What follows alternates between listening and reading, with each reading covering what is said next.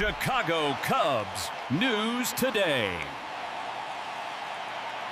Wait a second, the Cubs just confirmed the arrival of a left-handed reliever released by the Braves after allowing 6 runs in a single inning.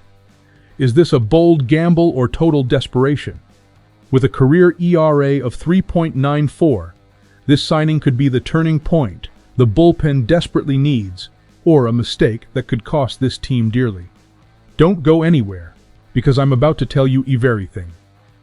The fire alarms have been ringing at Wrigley for 10 straight days, and you know what the front office brought in to put out the fire. The Cubs are in freefall.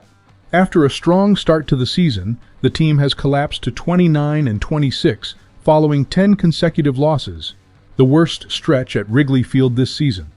The rotation has been destroyed by injuries, the offense looks completely stuck, and the bullpen numbers are no longer helping anyone sleep at night. That's when insider Bob Nightingale from USA Today dropped the bombshell.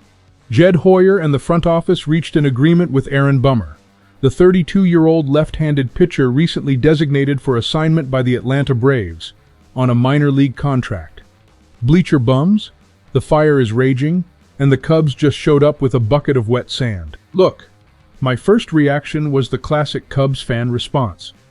Nervous laughter followed by checking the spreadsheet. I lost another half hour of sleep my wife already refuses to forgive me for. But hold on, because once I stopped reacting emotionally and started looking at the actual numbers, the story changed a little bit. Aaron Bummer isn't really the problem here. He never was. The real issue is the front office's inertia during a collapse that demands major answers. Not recycling what the Braves threw away. That needs to be said out loud. Aaron Bummer's 2025 numbers with the Braves are ugly. Nobody is denying that. In 19 appearances, he posted a 7.63 ERA and a negative 0.8 WAR, while allowing 6 home runs and 10 walks in just 15.1 innings pitched. The low point came during a disastrous outing against the Miami Marlins. 6 runs allowed in a single inning during a 12-0 loss. It would be easy to end the discussion right there.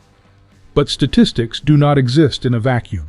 Throughout his career, Bummer built a solid 3.80 ERA as a primary reliever, including a 3.94 ERA over the last 3 full seasons, a pitcher who dominated the left side of the strike zone for years.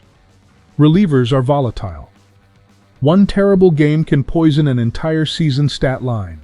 And the fact that this is a minor league contract completely changes the risk calculation. If it fails, the Cubs can simply move on without any roster cost. If he regains his mechanics and confidence, the front office may have just acquired a left-handed specialist for free. Is this an immediate impact move? No. But smart. Mathematically, yes. But I need to ask you, Northside Nation, are you satisfied with this level of response?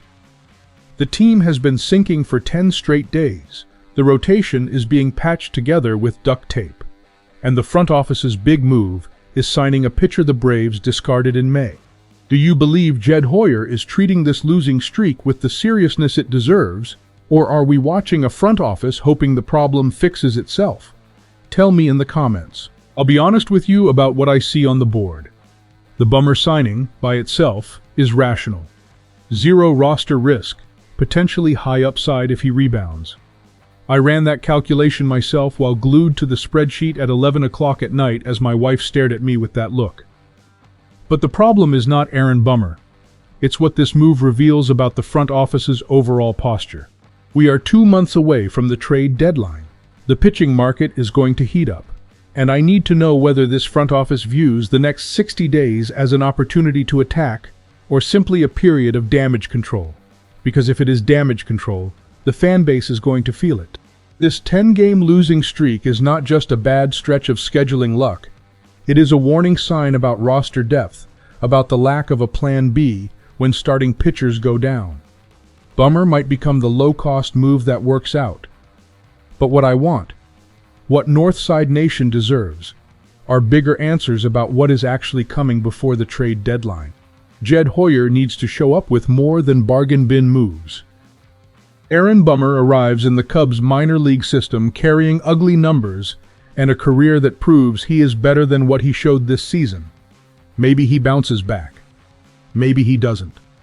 But while fans debate the value of a minor league pitcher, the real question still hangs in the air. What is the front office truly going to do before the trade deadline?